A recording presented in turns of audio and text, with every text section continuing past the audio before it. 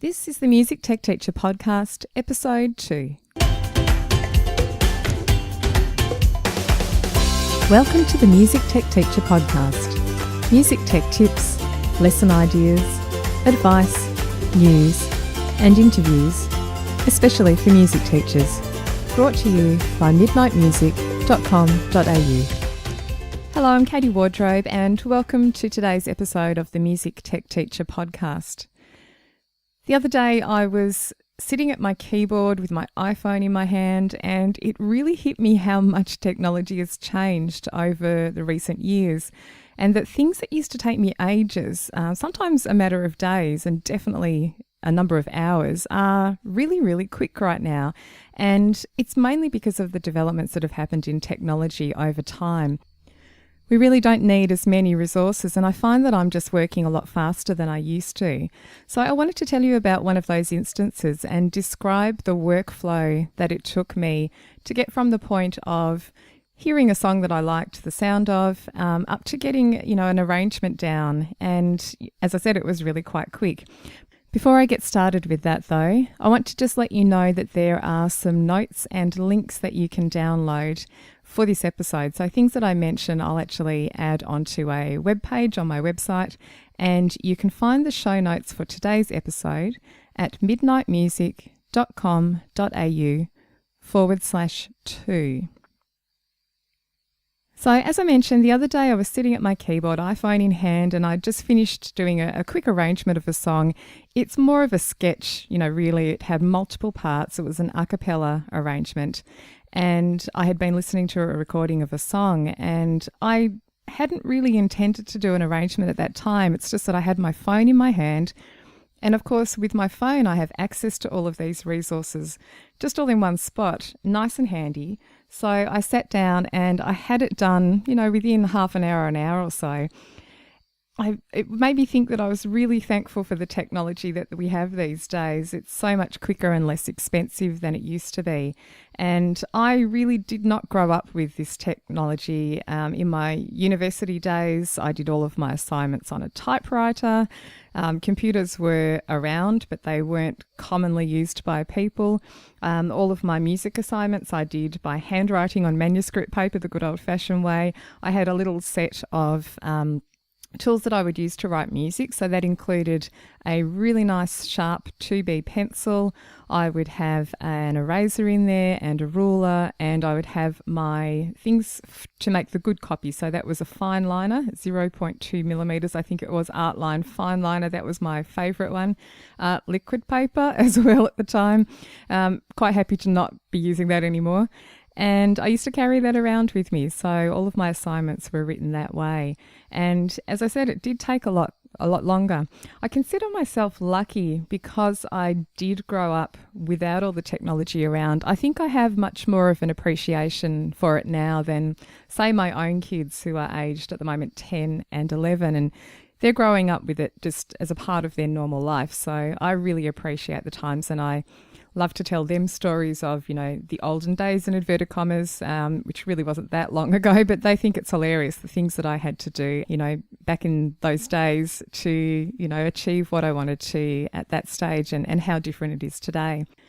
So I wanted to run through, as a comparison, the sorts of things that I used to do in those olden days to achieve an a cappella arrangement, or it could be an arrangement of anything really, it doesn't have to be an a cappella one, and compare that to the sorts of things that I do nowadays and the types of technology that I use to make that process a lot quicker.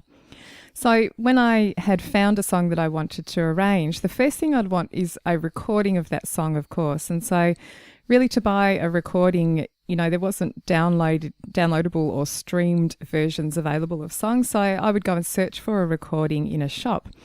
So if you could find the song that you wanted, and you couldn't always find the song you wanted, of course, you normally had to buy it on an album, so a CD or a cassette tape at the time. And you couldn't just buy a single song in many cases unless it was a top 40 single.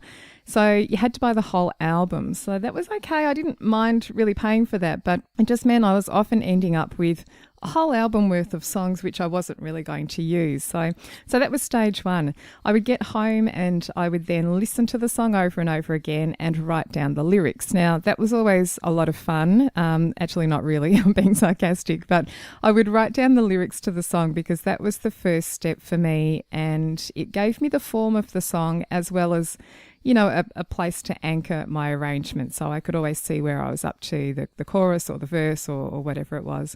So I'd write down all the lyrics, and of course there were always passages of the song which I couldn't understand, so I'd call my mum in and she would help me listen, and we'd arrive at what we thought probably was the lyrics, and occasionally you got lucky and they included the lyrics in the liner notes of the album. That was always really, really good.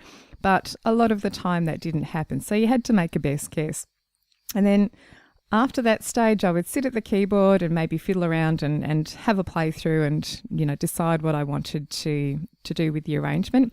I would get out the manuscript and write down some parts. And of course, at this point, I had to do a lot of transcribing, and I really actually enjoyed transcribing. I treat it as a bit of a puzzle, and I do actually love doing it, but it's very, very time consuming. So for hours, I would listen over and over and over to small sections of a song and write down the parts and then, work things out that way. If I wanted the sheet music, I could go and get it from the shop again. So I'd maybe head out for the sheet music some of the time. And once again, more often than not, unless it was a very popular song of that moment, you would have to buy a whole book of the songs by that particular artist, or maybe you'd find it in a compilation, but you could rarely buy just the single song on its own. So again, another big cost there. Now, all of that, would be okay. But as I said, it's just really time consuming, and I really enjoyed the process, and I'm not disappointed that I went through all of that when I was younger because, of course, my oral skills became really good, and that's led to me being able to do a lot of things in the future. So I don't regret that time and that experience at all. But I was thinking the other day how much quicker it is now, and you get from the point, instead of having to go through hours of transcribing and writing down lyrics and stuff, you can more easily get to the point of doing the bit that you want to get to, which is the actual arrangement, or playing the song, even if you just, you might be doing all of this just so that you can play a song yourself. And, you can get to that point, the good bit, quite quick now because of technology and the way things work these days. So after the break, I'll share my much, much quicker method for arranging songs these days. This episode of the Music Tech Teacher podcast is brought to you by the Midnight Music Community. The Midnight Music Community is an online space for music teachers who'd like help using technology in their music lessons. There are online courses, video tutorials, lesson plans, music tech news, and professional development certificates are provided for any training that you undertake. I'm inside the community every day, personally answering members' questions and sharing tips and ideas. The best thing is that you get to connect with hundreds of other music teachers just like you and share your own experiences and occasional music tech frustrations. For more information and a special joining price just for the listeners of this podcast, visit midnightmusic.com.au/podcast offer. That's midnightmusic.com.au/podcast offer. Okay, so before the break, I shared my rather time-consuming old way of working on a song arrangement, and I'd love to share with you what I do now, and I'd also be interested to know if some of you use this same method or maybe you do some other things. These days, my general plan is to look for the song somewhere, the recording of the song, on one of the streaming services. Now, I use Spotify, so first thing I do is go and look for a recording of the song on Spotify. Now, I know a lot of people use just YouTube to find a song there, and that's perfectly fine too, but you might remember I had my phone on me the other day when I was doing this arrangement at the keyboard. I grabbed my phone and I opened up the Spotify app and looked for the song that I wanted and found it, which was fantastic. Then I could listen to the song and be right at my keyboard, so it was really quick and handy. I had my headphones on me and I could just listen to it as many times as I wanted that way. While I was listening to the song, I thought, well, it would be really good to have the lyrics to this, so I can just see them. Some of the words I couldn't understand, but, as I said before, it gives you the form of the song when you look at the lyrics. You can see the layout of the form of the song, so you can see verse and chorus and so on. So, of course, on my phone, I had Spotify open and I just kind of left that running in the background and went across to Safari and did a search for the lyrics of the song and opened up one of the websites which has the lyrics there. That allowed me to straight away sing along with the song and, kind of formulate the arrangement in my head. The idea for my arrangement is, I'm thinking about it in my mind and deciding what I want to do. And I'm sitting at the keyboard, so I can just fiddle around and play there and, sort of work out what I'm going to do. Now, musically, I can transcribe what I'm hearing, so I can just play by ear and work out what the parts are. But sometimes I like to cut to the chase. If I'm really short on time, I'll look up the sheet music or I'll check the chords on one of those websites like the Ultimate Guitar website, which is great. There's, people who have uploaded the chords to the song. In this case, I think I looked up the sheet music online. So, again, I went to Safari, still on my phone, and just had a quick look at the sheet music there. Now, the particular song I was arranging that day is one of those ones that's got a really repetitive chord sequence. So the same sort of chord pattern all the way through the song. For me, looking at the preview of the first page gave me a little bit of information which I could see without purchasing, but I always purchase the music if I think I'm going to use it and it's going to save me time. I just think it's totally worth spending $5 or $6 or $8 or whatever it is for the song, which will save me so many hours of listening to the song by ear. So I was pretty happy so far. I've got all these resources and it's really only taken me a few minutes. So the next thing is that I stopped Spotify playing the song itself and I went to the app that I have on my phone called Loopy. And I have this on my iPad as well, and I mostly use it on the iPad. I prefer it on the bigger screen, but look, it works really well on my phone and it's the perfect tool for me. It works really well as a performance tool, but it's also the perfect tool for creating a sketch of an arrangement. If you're not familiar with Loopy, it's an app which allows you to lay down separate parts of a song on kind of like on different tracks. The tracks in Loopy are in a loop shape, hence the name, so in a circular shape. And you can basically sing and record a bass line. Then on top of that, you can layer on one of the inner parts, and then you can layer on another part, and then another part, and you can lay on a percussive part. And you can build up a backing like this, and it's really, really good fun. Challenging at first, but once you get the hang of it, fantastic way to create musical sketches or to use in performance. What I did was open up Loopy on my iPhone and I recorded, the first part and the second part and the third part and created myself a bit of a backing. Now that allowed me then to sing the melody over the top. And in effect, I'm singing all of the parts of my a cappella arrangement just by myself.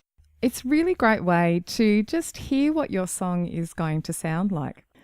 I find that the technology lets me create the arrangement or the sketch much quicker, but it can also save you time and headaches in the long run as well. If you can imagine before, these quick recording devices that you have access to now, i.e. your smartphone or your iPad or other device, I would have written out the arrangement on paper and then I would have to get some friends to sing along with me to truly hear what that arrangement sounds like. Of course, in between times, software came along like Sibelius and Finale, which allows you to put your arrangement in and it would play it back for you, which was great. But many of you would know and be familiar with the fact that Sibelius and Finale do not replicate vocal parts, very well, not in a realistic way. And so to hear actual voices singing the parts that you're thinking is a really, really big help. I can record nowadays as a little sketch in Loopy and just hear how the parts work and whether the syllables that I've chosen for the backing parts are working well. Maybe they don't fit so well with the vocal line, the melody line that goes along with the backing parts. And you can make quick changes just as you're going without spending a lot of time and effort, before you have to maybe scrap something. Now, if you're using Loopy, you don't have to be using it just to do vocal parts. You can use it for instrumental parts as well. And the other thing that I really love about it is that using Loopy or something similar to create a little recorded sketch of an arrangement allows you to share it really easily with a collaborator or, as I mentioned before, with your ensemble. You could actually send an exported version of this recording to the people that you're going to work with or play with and just say, is this working? Do you think this is good? Should I pursue this a bit more? Then if you get the go ahead, of course, you can keep going. Whereas if they say, look, no, don't really think it's working in this way, you've got the chance to then make changes to it. Once I'm happy with my Loopy arrangement, I either polish it up so that it becomes something that I can perform by myself and, I'll add some parts, I might add some sections to it and get it into a performable mode. Or I may even take it to my software, my notation software, and notate it properly. So if I was going to sing this arrangement with a group of friends, I can easily take it across to Sibelius, which I use, and notate all the parts separately. And I would do that at the laptop, that would be later on. And then I can print out the parts and take them to the ensemble rehearsal like I would normally. I do know that some people actually do the notation part on their phone. I think that would drive me a little bit crazy because the screen is a bit too small, and because I have Sibelius on my laptop, it just makes sense to take it there and do it quickly. I even have a second monitor plugged into my laptop, which makes it much easier, and I can see Sibelius on the big screen. But I do know that there are students and other people who actually do the notation part on their phone using something like Noteflight. The Loopy app is great for sketches, as I mentioned. It's fantastic for full-blown songs performed by a single person. And there are some excellent examples of these looping songs online. Some of you may have seen Loopy being used on The Tonight Show with Jimmy Fallon. It's been used a number of times on The Tonight Show. I think the first time they used it was when they had Billy Joel on as a guest, but there's been many more videos since then where Jimmy Fallon's used the Loopy app with a guest and they've sung some sort of arrangement. There's some really great examples there. I'll include some links to those in the show notes in case you want to have a check of those. I've got some other examples too. I am a little bit obsessed with the whole looping thing, so I like to collect examples of those. I actually have a Pinterest board collection called Live Looping or something similar, and there are a number of videos gathered together on that board. Now, of course, you don't have to use the Loopy app if you want to do this sort of quick sketching idea using your phone or your iPhone or your iPad, I should say. You can use other things. In the past, I've just used the voice memo app just to record little things of, sketches of ideas, musical ideas that I'm thinking of.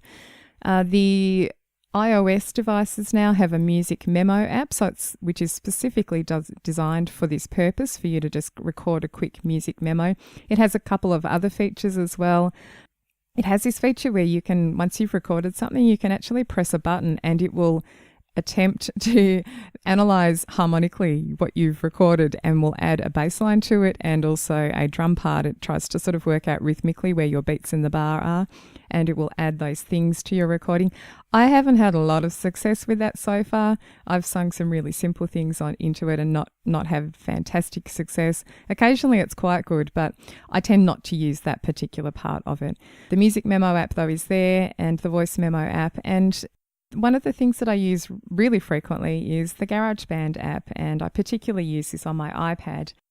This is great for just recording parts, and I often set up myself a really quick drum part using the smart drums. Basically click a button and an instant drum part's there, and then I can play something along, either recording audio into the app, or sometimes I just use the smart instruments which are included in GarageBand, and I might talk about that in a bit more detail in a future episode, but it can be really, really quick to lay down, say, a guitar part just using the smart guitar in GarageBand, and you have an instant backing track that you can sing along with. So another great way to get something done really quickly. So here's something that I'd love you to do, an action step for this episode. I mentioned in an earlier episode that I'd love to make this, quite actionable, and that it would be fantastic if you try your own recorded sketch of an arrangement using some sort of app on your smartphone or your iPad, whether that's having a go at using Loopy or doing it in GarageBand or just the voice memo app on your iPhone or your Android device. It would be great to see if you can include that into your workflow of, when you're thinking of musical ideas. Thanks so much for listening to today's episode. The Music Tech Teacher podcast is hosted by me, Katie Wardrobe, a music tech trainer, consultant and speaker from Melbourne, Australia.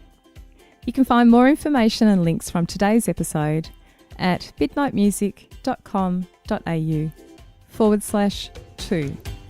Thanks for listening, and I'll see you next time.